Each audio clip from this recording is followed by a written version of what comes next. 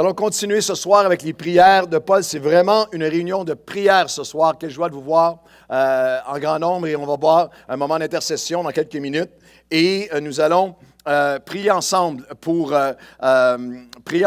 l'Église. Si on regarde à notre première diapo, on regarde à nos prières de Paul jusqu'à maintenant. Nous avons regardé ensemble les prières de Paul. Prier pour plus, pour chaque enfant de Dieu. Prier pour sa puissance, se manifestant avec efficacité. Hier soir, prier pour sa perspective parce que nous sommes enracinés. Et ce soir, nous allons regarder ensemble à prier pour son peuple, pour son Église. Et mardi soir, s'il y a une chose qui est un peu plus forte que l'onction du lundi soir, c'est l'onction du mardi soir. Tout le monde sait ça.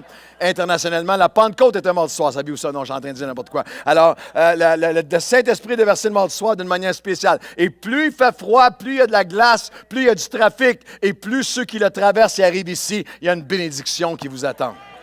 Alors, ne manquez pas demain soir, mardi soir et la soirée. Ne restez pas à la maison pour voir les Canadiens perdre. Venez ici pour voir Jésus gagner et triompher. Il se fait même une nouvelle. Alors, ne manquez pas demain soir, alors qu'on va regarder ensemble à prier pour sa passion par son esprit. Et ce soir, prier pour son peuple, son Église. Et je vais avoir une pensée avec vous.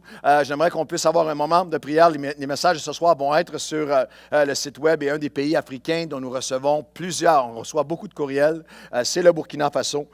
Et nous avons les gens, moi, pour avoir été là-bas, les Burkinabés, les gens du Burkina Faso, les Burkinabés sont des gens extraordinaires, sont des gens accueillants, chaleureux, attachants. Et vous avez vu ce qui a pris place, l'acte terroriste qui a pris place dans la capitale à Ouagadougou. Et on dit toujours Ouaga là-bas. Et il y a un missionnaire américain qui est décédé parmi ceux qui ont subi les actes terroristes. Et je parle avec le pasteur Joël Gerbard aujourd'hui, qui, il y a quelques semaines, était à cet hôtel, était à l'hôtel là-bas, le Splendide, en face, c'est le resto, la Cappuccino, c'est le seul endroit vraiment en face de l'hôtel où est-ce qu'on peut manger. Ils étaient là il y a quelques semaines et il y a des églises en ce moment. La ville est sous loi martiale. Les militaires sont partout, les tanks et tout ça dans la rue. Alors je sais qu'en ce moment, il va y avoir des gens du Burkina qui vont télécharger ce message. Je veux m'adresser à eux et leur dire qu'il y a des chrétiens partout dans le monde et à Montréal et à Longueuil qui pensent à vous, qui prient pour vous. Nous sommes avec vous. Vous êtes nos frères, vous êtes nos sœurs et nous allons prier pour la main et la grâce de Dieu. Est-ce qu'on peut manifester notre soutien envers, vous poussez un cri pour les croyants du Burkina, les Burkinabés magnifiques. Nous allons regarder ensemble à Colossiens chapitre 1. Regardez avec moi dans Colossiens 1, les textes vont apparaître à l'écran. Nous allons regarder une prière de Paul. Et Paul a appelé à prier, il nous a enseigné à prier et a appelé chaque chrétien à prier pour son peuple, à prier pour son Église. On a vu ensemble l'instruction dans les prières d'introspection lorsqu'on parlait de puissance, de plus, prière d'inspiration, prière hier soir d'illumination. Mais ce soir, nous allons entrer dans une dimension de prière d'intercession et d'implication. Si nos amis la technique peuvent m'aider avec avoir de la clim, je ne pense pas que la clim fonctionne en ce moment, ça m'aiderait d'en avoir. D'intercession et d'implication. La prière n'est jamais une fin en elle-même où on prie pour nous-mêmes, la puissance, guérison intérieure, perspective, toujours dans un but d'aller vers l'intercession, dans un but d'aller vers d'autres, dans un but d'aller pour le royaume de Dieu en avancement. Et dans Colossiens chapitre 1, vous avez cette prière pour l'Église de Jésus-Christ. L'Église de Christ, c'est la grande idée de Dieu. C'est l'idée, c'est le cœur, c'est le désir, si vous êtes capable de juste penser un peu théologiquement à l'idée que d'éternité en éternité, Dieu a dit, je vais créer une création pour être en communion avec elle. Comme le Père, Fils et Saint-Esprit sont en communion, je vais être en communion avec une création. La création pêche et s'éloigne de Dieu. Et dans le plan rédempteur de Dieu, le Fils est envoyé pour racheter, pour ranimer, pour réconcilier cette communion. Et le plan de Dieu n'a jamais été d'âge en âge, n'a jamais été que des croyants qui sont rachetés soient éparpillés, des personnes éparpillées, un peu solitaires, indépendants, autonomes, coupés les uns des autres. Le plan de Dieu, le rêve de Dieu, la grande idée de Dieu, c'est qu'ils sont rassemblés. Ils sont rassemblés, le mot Église, les rassembler. Ils sont rassemblés ensemble pour être un peuple sur la terre, pour être un peuple qui va le glorifier, un peuple qui va l'honorer, un peuple qui va le représenter, un peuple qui va exercer son autorité, un peuple qui va être la représentation de qui il est sur terre. L'Église, c'est pas une petite affaire. Qu'il y ait 20 personnes qui se réunissent à un endroit, quelque part, vous vous sentez petit ou qu'il y en ait 4000 ici. Nous faisons partie de l'Église de Christ. C'est la grande idée de Dieu. Dans Colossiens 1, au verset 16 à 18 qui apparaissent à l'écran, il dira ceci. « Car en Christ, en lui, ont été créées toutes les choses qui sont dans les cieux et sur la terre. Les visibles et les invisibles, trône, dignité, domination, autorité. Tout a été créé par lui et pour lui. Il est avant toute chose et toute chose subsiste en lui.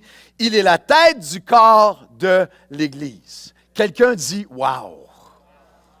C'est un verset « Wow » qui nous rappelle le « wow » de l'Église. Il décrit tout ce que Christ est, puis il dit tout ça. Il est la tête et son corps, sa manifestation, son incarnation sur la terre. C'est son Église. L'Église, c'est le peuple, selon le verset qu'on vient de lire, le peuple qui accomplit les désirs et les desseins de Dieu sur terre. Personne d'autre que l'Église, personne d'autre que les croyants peuvent le faire. L'Église, c'est le peuple qui exerce son autorité et sa puissance sur tous les trônes, dignité, domination, autorité, dans le visible et l'invisible. Nous qui sommes ici ne sommes pas limités à ce que nous voyons. Nos prières ont un effet dans l'invisible pour changer des vies. L'Église, c'est le peuple qui est créé par lui et pour lui. Nous sommes créés par lui, nous sommes nés de nouveau par l'Esprit de Dieu. Vous êtes une créature de Dieu. Vous avez été créé non seulement dans votre enveloppe humaine, mais une fois que vous êtes né de nouveau, vous êtes l'habitation de l'Esprit de Dieu, vous devenez une création, vous êtes créé par lui, mais la chose qu'on oublie souvent, c'est que nous sommes créés pour lui. Est-ce que vous savez que nous sommes l'Église chrétienne, le plaisir de Dieu sur terre? Nous sommes son plaisir, nous sommes son affection. Ce soir, moi, je suis ici avec vous, en train de louer Dieu. Je vous regarde louer le Seigneur, on loue le Seigneur ensemble. Et moi, j'ai un plaisir, une joie, un bonheur, une fierté à être avec vous. Mais je veux que vous sachiez que le Père, c'était tellement précieux des moments comme ce soir, des moments où il y a un peuple en communion avec lui, que c'est pas Dieu avait dit d'éternité en éternité, je vais envoyer mon Fils mourir sur une croix afin de pouvoir restaurer cette relation-là. Ce soir, n'oubliez jamais que nous sommes l'Église. Nous sommes créés par lui et nous sommes créés pour lui donner joie, pour lui donner plaisir, pour lui donner honneur, pour lui donner gloire, pour exercer son autorité et voir son œuvre avancer. Je pensais que vous exploseriez en l'amen. Dans mes notes, je m'étais dit à ce moment-ci, il faudrait que je recule de 3 pas, les gens vont juste faire des vagues. Nous sommes l'Église, nous sommes son peuple, on va prier pour son peuple, l'Église. Dans Colossiens 1, il prie pour l'Église locale, très pratique ce soir. Il prie pour l'Église locale, Colossiens 1, Paul, l'apôtre de Jésus-Christ, par la volonté de Dieu. Et le frère Timothée, aux chrétiens et fidèles qui sont à Colosse, qui sont à Longueuil, qui sont à Ouagadougou, qui sont à Paris, qui sont... il y a une église qui est locale, qui sont à Colosse. C'était pour les gens de Colosse et c'est pour la prière pour cette œuvre locale. Nous rendons grâce à Dieu, le Père de notre Seigneur Jésus-Christ, et nous ne cessons, c'est la prière de Paul, pour l'Église, le peuple. Nous ne cessons de prier pour vous. Et ce soir, je voudrais qu'on puisse, vers la fin, le message va juste être un appel à la prière. Et par la suite, on va aller à la prière ensemble. Le micro qui est sur l'estrade, on va inviter les leaders à venir et toute l'Église va venir. Et je voudrais que vous puissiez ce soir prier avec nous et pour nous, pour l'Église Nouvelle Vie, pour l'Église locale, pour l'Église, pour ce que Dieu a fait depuis, lorsqu'on regarde à nos débuts jusqu'à aujourd'hui, lorsqu'on se réunissait dans les premières années, les photos de la première année ou des premières années, les réunions de prière que nous avions, les réunions que nous avions, aucun d'entre nous ne pouvait imaginer ce que Dieu pouvait faire. La seule raison pour laquelle ce qui a pris place parce que des hommes et des femmes ont prié. Les hommes et les femmes se sont tenus dans la brèche. Beaucoup d'entre vous étaient entrés dans le train en marche. Il pourrait y avoir cette illusion complètement insensée selon la pensée biblique, mais cette illusion que vous êtes juste dans le train puis ça avance tout seul. Non, si nous sommes arrivés jusqu'à aujourd'hui, c'est à cause d'hommes et de femmes qui se sont tenus dans la brèche en prière, l'œuvre de la prière pour faire avancer l'œuvre de Dieu. Et lorsqu'on a besoin, avec aucun sens de vanité, aucun sens d'orgueil, mais avec un sens de responsabilité, de s'arrêter avec la réalisation que dans les derniers 22 ans, Dieu a fait à l'Église Nouvelle Vie de Longueuil une œuvre qu'il n'avait jamais fait dans le Canada.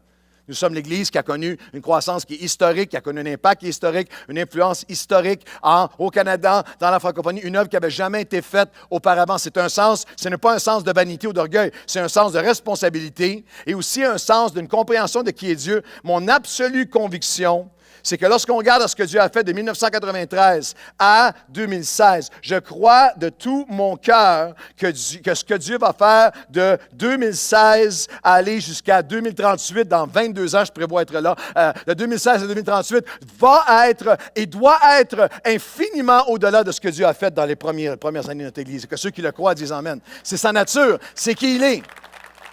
Alors qu'on va se tenir dans la brèche. Il prie, alors nous allons prier pour l'Église Nouvelle Vie et pour l'Église Nueva Vida, pour toutes les œuvres de l'Église Nouvelle Vie. On va regarder comment dans un instant. Nous allons prier, comme Colossiens 1 nous enseigne, pour l'Église nationale et l'Église mondiale. Colossiens 1,6, l'Évangile est au milieu de vous dans le monde entier.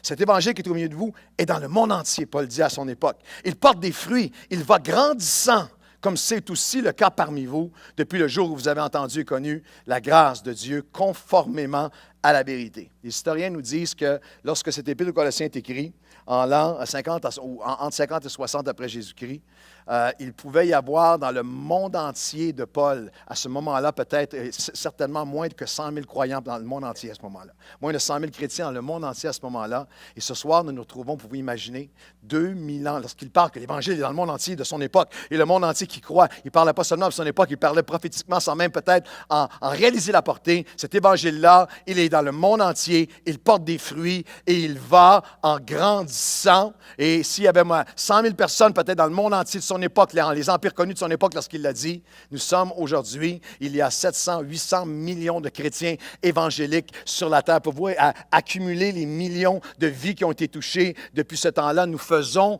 partie de l'Église de Jésus-Christ sur cette terre et il y a quelque chose qui nous unit. Moi, j'ai fait 35 pays du monde.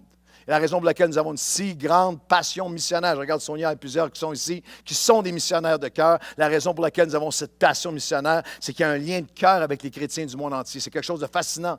Tous ceux qui voyagent, qui sont ici, tu peux aller dans 35 pays du monde. Je peux me retrouver au Bangladesh ou aux Indes ou en Égypte, en Afrique, différents endroits du monde, parfois dans des cultures complètement différentes. Et tout à coup, tu te mets à louer Dieu ensemble, tu te mets à prier ensemble, à servir Dieu ensemble et tu sens une connexion instantanée. La même foi, le même Jésus, le même amour, le même langage, les mêmes défis, la même chair, le même diable, mais le même esprit, le même Seigneur qui bâtit son Église partout sur la terre. Alors, on prie pour l'Église mondiale. Nous allons prier ce soir, prier pour l'Église nationale. J'aimerais que les gens puissent venir prier pour notre nation du Québec, les églises du Québec. Prier aussi pour l'Église internationale. L'apôtre Paul nous enseigne dans Colossiens comment prier. Lorsqu'on prie pour son peuple, pour son Église, comment prier? Nous prions, lorsqu'on prie pour son peuple, son Église, nous prions pour les compagnons dans le combat. Versets 7 et 8, toujours dans le chapitre 1.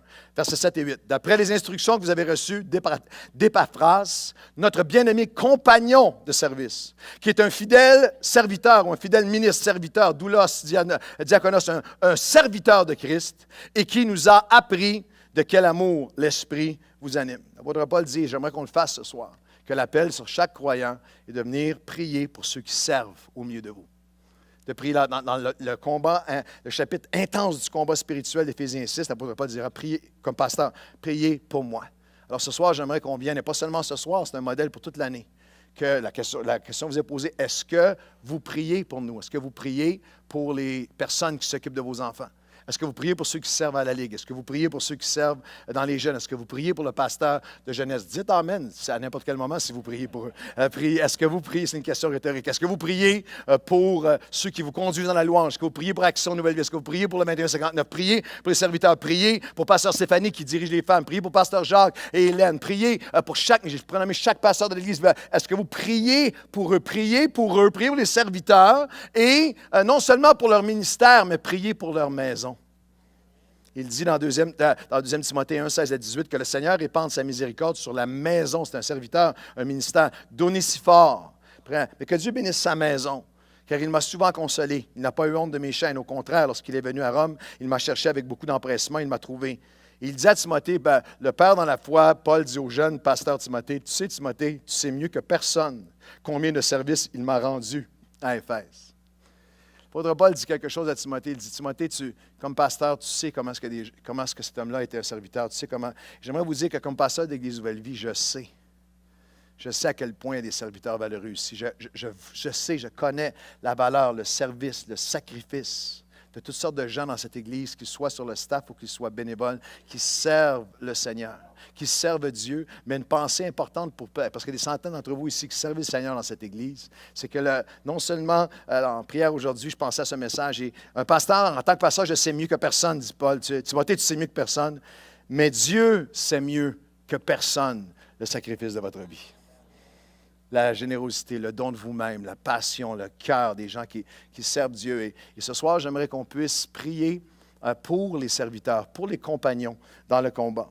Prier pour tous ceux qui servent dans les différents ministères de l'Église. Prier pour un comité de direction de cette Église. Le pasteur moi-même et pasteur Luc Poirier, Jocelyn et pasteur Marc Lecomte, pasteur Daniel Descaries. Prier pour tous les pasteurs de l'Église. Prier pour pasteur David et Irma, Mazenko, pasteur David, son épouse Irma, qui sont à la tête d'une Église de plusieurs centaines de personnes. Prions pour les combattants et non seulement prier pour leur ministère, mais prier pour leur maison.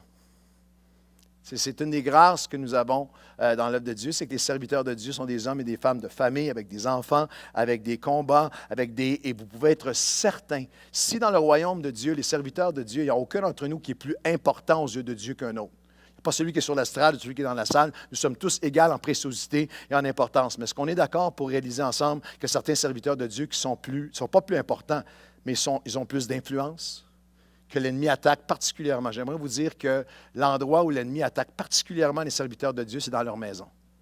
Parce que c'est l'endroit qui vient chercher leur cœur, c'est l'endroit où il vient les distraire, c'est l'endroit où il vient leur faire de la peine, c'est l'endroit où il vient les déstabiliser, c'est l'endroit où il vient les culpabiliser, c'est l'endroit où il vient les déchirer, c'est l'endroit où il vient leur mettre un fardeau alors qu'ils se donnent à la maison de Dieu, la maison du royaume de Dieu, qui repousse les ténèbres. L'ennemi essaie d'attaquer dans la maison. C'est pour ça que Dieu, l'apôtre Paul dit, moi, à Timothée, on va prier pour les serviteurs Épaphras, mais on va prier aussi non seulement pour leur ministère, on va prier pour leur maison. Les pasteurs de cette Église, nous sommes consacrés à prier pour vous et à prier pour votre maison, votre bien-être, votre famille. Est-ce que vous pourriez, non seulement ce soir, mais pendant toute cette année, dire, Seigneur, j'ai peut-être jamais prié ça avant, mais je prie non seulement pour Pasteur Claude, je prie non seulement pour son ministère, je prie pour sa maison, parce que notre désir à nous, notre seule passion, c'est de dire comme vous, moi et ma maison, nous servirons l'Éternel.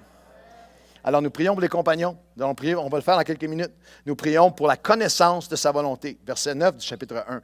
C'est pour ça que nous aussi, depuis le jour où nous avons été informés, nous ne cessons de prier pour vous et de demander que vous soyez remplis de la connaissance de sa volonté en toute sagesse, et quelle expression, et intelligence spirituelle. J'aimerais que ce soir, vous veniez prier. Il y en a d'entre vous, je vois dans vos yeux, vous dites, c'était pas ça pas le message que je m'attendais. Là. Je pensais que tu étais pour me parler de moi, là, mes affaires. Je voudrais vous dire qu'il y a une maturation dans le monde chrétien où on intercède. Vous êtes l'Église. Ce n'est pas les bâtiments. Les bâtiments, c'est la grâce que Dieu nous a fait. C'est des outils. C'est vous les pierres précieuses. Appelées de Dieu. Nous sommes l'Église. Il y a une responsabilisation puis une maturation. Vous dites, moi, je ne viens pas à l'Église. Je suis l'Église. Est-ce que vous comprenez? Lorsque quelqu'un vient me voir et me dit, « Hey, pasteur, il y a un jeune qui mange de la gomme dans l'Église. » Je leur dis non, c'est l'Église qui mange de la gomme. C'est comme vous suivez? Nous sommes l'Église. Alors, cette dimension de dire, nous allons prier ensemble, je vais ouvrir des choses ce soir très, très cœur à cœur avec vous. Prier pour la sagesse, l'intelligence spirituelle. Nous avons des décisions à prendre. Nous avons toutes sortes dans toutes les sphères de la vie de l'Église, mais certaines plus particulières où je vais demander à des gens de ces départements de venir à la fin, pendant la louange, et à venir prier, élever la voix. On a besoin d'intelligence, la sagesse spirituelle. Tellement de ministères, églises, organismes, para-églises sont ralentis, sont alourdis par des mauvaises décisions, des projets qui semblent super humainement, mais qui est des mines d'or qui semblent en apparence brillantes, mais qui deviennent des pièges, des pertes de temps, des pertes de ressources, des pertes d'années, des pertes de crédibilité, des projets qui ont déçu, des décisions qui ont impliqué des échecs cuisants. Une des grâces de Nouvelle Vie depuis 22 ans, c'est cette recherche de dire, Seigneur, donne-nous sagesse, donne-nous l'intelligence spirituelle, la révélation, la faveur, la sagesse, la direction, de connaître sa volonté. Et on aimerait vous demander en 2016 de prier avec nous pour Seigneur. Nous avons besoin de la sagesse de Dieu. Dans différentes sphères ensemble. Sagesse de Dieu dans des transitions comme celles qui prennent place dans les départements d'éducation chrétienne. Alors qu'il y a un départ, alors qu'il va y avoir toute une équipe qui est déjà là et d'autres qui vont s'ajouter. La transition. Nous voulons avoir les bonnes personnes aux bons endroits, au bon moment pour offrir le service le plus extraordinaire qu'on ait jamais offert à nos enfants. Ah, je pensais que tous les parents diraient Amen, les grands-parents. Et transition de département de musique aussi, il y a une transition qui est en train de prendre place pour encore mieux servir, encore offrir une louange au Seigneur encore plus agréable devant lui. Alors, on vous demande de prier pour ça. On vous demande de prier pour Pasteur Jacques, Loignon, Hélène et moi-même et toute l'équipe, alors qu'on développe, Pasteur Sylvain et toute l'équipe, alors qu'on travaille si fort ensemble à croissance. 3C, comment développer des disciples à l'Église Nouvelle Vie. Prier pour Action Nouvelle Vie. Il y a des projets qui sont devant nous. Les bâtiments d'Action Nouvelle Vie ont besoin d'être ou rénovés ou ont besoin d'être jetés par terre et ressuscités, reconstruits. Alors, on a besoin, c'est les plus vieux bâtiments de notre complexe immobilier. On a besoin de prier pour la sagesse, le temps de Dieu. Qu'est-ce qu'on va faire? Comment on va le faire? Il y en a qui ont l'air inquiets. Je ne prendrai pas d'offrande ce soir. Je suis en train de vous demander de prier seulement. Prier. Il y en a qui sont prier. La sagesse de Dieu, afin qu'on soit rempli de la connaissance de sa volonté en toute sagesse et intelligence spirituelle, qu'on puisse entrer dans ce que Dieu a préparé. Priez pour le 21-59, priez pour la prochaine étape, priez pour la direction, la provision de Dieu et priez pour la prochaine étape de l'Église Nouvelle Vie. Nous avons à cœur, j'ai vraiment nous avons cette conviction que d'ici au mois de septembre, nous devons faire la place, nous devons agrandir afin que plus de gens puissent venir. Nous sommes dans presque nos 2 réunions, mais dans une des 2 réunions, nous sommes à 80% et plus remplis. Alors, nous avons besoin d'une direction de Dieu. Nous allons aller ou à une 3e réunion le dimanche, ou nous allons aller en multisite et on va le faire pendant l'année 2016. Alors, on est averti, il va y avoir des votes, il va y avoir des réflexions, il va y avoir des étapes, il va y avoir des sondages, tout ça. Mais nous avons besoin de prier que la prochaine décision soit la bonne décision, la prochaine étape soit la bonne étape, alors qu'on entend la voix de Dieu dire « élargissez l'espace de votre tente, faites-moi la place, j'ai des âmes que je veux diriger vers vous, donnez-moi quelque chose à bénir et je vais le multiplier. » Quelqu'un devrait dire oui. Alors, on va prier. Alors, on prie pour la connaissance de sa volonté et on prie pour le courage et la confiance. Fortifié, verset 12, à tout égard, par sa puissance glorieuse, en sorte que vous soyez toujours avec joie, persévérant et patient. Et que c'est des mots qu'on aime. Rendant toujours grâce au Père, lui qui vous a rendu capable d'avoir part à l'héritage des saints dans sa lumière. Combien d'entre vous avez déjà prié, Seigneur, je te prie? Combien d'entre vous priez régulièrement, Seigneur, je te prie là, passionnément. Je te prie pour que je sois fortifié surnaturellement, afin d'être plus patient. Plus de force pour avoir plus de patience, plus de persévérance. Je vais vous dire ceci, nous avons besoin comme Église. Comment est-ce qu'on prie pour une Église? On prie pour que chaque croyant, chaque leader, chacun d'entre nous avec nos combats personnels, puissions être fortifiés afin que nous puissions persévérer, avoir le courage et la confiance, alors qu'il y a des choses dans nos vies qui ne sont pas encore accomplies, il y a des choses qui nous font mal, qui nous inquiètent, qui nous préoccupent, qui sont des fardeaux, d'être fortifiés. Moi, la patience, naturellement, n'est pas un don pour moi. Ce n'est pas ma nature et le fruit de l'esprit, c'est la patience. Alors, je n'ai pas d'excuse parce que ce n'est pas ma nature. Alors, en 22 ans, tu développes ce sens de patience en Dieu. Mais comme jamais, moi, j'ai commencé à prier ces versets-là. Il y a peut-être, l'an dernier, certains de ces versets ont commencé à pénétrer mon cœur, l'idée de Seigneur, donne-moi des forces pour être dans la joie et la reconnaissance. Action de grâce, joie et persévérance alors que je suis dans l'épreuve. Seigneur, donne-moi, je prie on va venir prier tantôt, que chaque leader, chaque personne de l'Église, chaque serviteur de Dieu qui est en attente de son ministère et de son futur puisse avoir non seulement le plan de Dieu, mais le temps de Dieu. Le temps parfait de Dieu. Et qu'en attendant, nous ne soyons pas ni écrasés, ni meurtris, ni ouverts, ni déchirés, ni arrêtés, mais qu'on soit, fortifie-moi pour être persévérant, pour être patient, pour rempli d'actions de grâce, de confiance et de courage que celui qui a commencé l'œuvre, celui qui a fait la promesse est capable de l'accomplir. Quelqu'un devrait dire Amen. Plus l'Église grandit, plus nous avons des centaines et des centaines de serviteurs qui doivent se donner à l'œuvre du ministère, alors qu'ils vivent eux-mêmes des sphères de leur vie où il y a besoin de courage, besoin de patience. Alors, il dit littéralement qu'on a besoin de grandir en confiance dans l'héritage, dans ce que Dieu... Tu sais ce que c'est un héritage? C'est ce que Dieu nous a préparé. L'héritage, c'est ce que Dieu a préparé pour toi, ce qui t'attend, ce que ton Père a pour toi. Et j'ai besoin, et vous avez besoin aujourd'hui pour fonctionner, pour servir avec joie, servir avec plus de paix, servir avec plus de liberté, plus de focus. J'ai besoin de ce courage et de cette confiance que quel que soit ce que mes yeux voient en ce moment, Dieu a un héritage pour moi. Il y en a 7-8 qui ont dit Amen, mais juste vous donner une illustration de ça. Imaginez une scène magnifique. Il y a plusieurs familles de notre Église qui ont fait des adoptions internationales.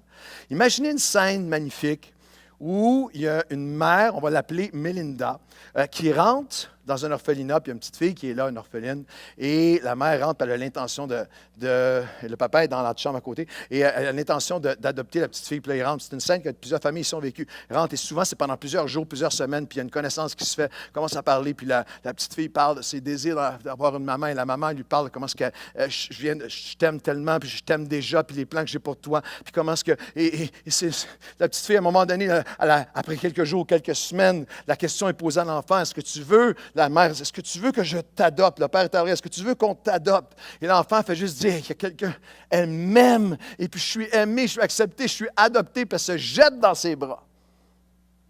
Personne ne dit Amen, mais c'est ce qui nous est arrivé à chacun d'entre nous. Nous avons été adoptés par le Père. On a été adoptés. Nous sommes déjà des héritiers. Il nous a dit, je t'aime, j'ai un plan pour ta vie, viens, je ne t'ai pas rejeté, tu as accepté, je t'aime, puis je vais te prendre dans mes bras. Combien on dit, Seigneur, je me jette dans tes bras, c'est mon héritage, je suis ton enfant. Quelqu'un va dire Amen. Mais, après que la jeune fille saute d'un bras, elle ne sait rien de sa mère, elle ne sait pas, elle ne sait rien de lui encore, mais là, après un moment, la maman elle me part terre, elle dit, écoute, je vais juste t'expliquer, mon nom c'est Melinda, mais je m'appelle Melinda Gates. Mon mari s'appelle Bill Gates. Alors, je t'adopte, mais laisse-moi t'expliquer maintenant tout ce qui vient avec cette adoption. Laisse-moi t'expliquer les richesses. Laisse-moi t'expliquer ton héritage. Laisse-moi t'expliquer ta sécurité. Laisse-moi t'expliquer que ton futur devrait être pas pire. Est-ce que vous me suivez? Nous avons besoin de cette révélation. Nous sommes pleins d'enfants de Dieu, de chrétiens. Un instant avant qu'on applaudisse. Pleins d'enfants de Dieu, de chrétiens qui ont été adoptés par Dieu. Mais nous agissons comme s'il n'y a pas d'avenir, il n'y a pas de futur, je ne sais pas ce qui va m'arriver, il n'y a rien pour moi, mes enfants, mon futur. Nous avons besoin de grandir dans le courage, de la révélation, dans la patience et la persévérance, la joie et l'action de grâce. Mon Père a un héritage pour moi. Quelqu'un devrait dire Amen. Hey, c'était bon ça, ce bout-là, c'était vraiment fort. Juste pour ça, là, ça va être le prix d'entrée. Comment est-ce qu'on prie pour une église? J'arrive à la fin. Nous prions pour des conquêtes alors que nous confrontons les ténèbres. Verset 13. C'est lui qui nous a délivrés de la puissance des ténèbres et nous a transportés dans le royaume du Fils de son amour. Ne vous y méprenez pas. C'est ça qu'on fait, nous, à chaque semaine ici à Nouvelle Vie. On va amener des gens à être délivrés des pouvoirs des ténèbres et être transportés dans le royaume du Fils de son amour.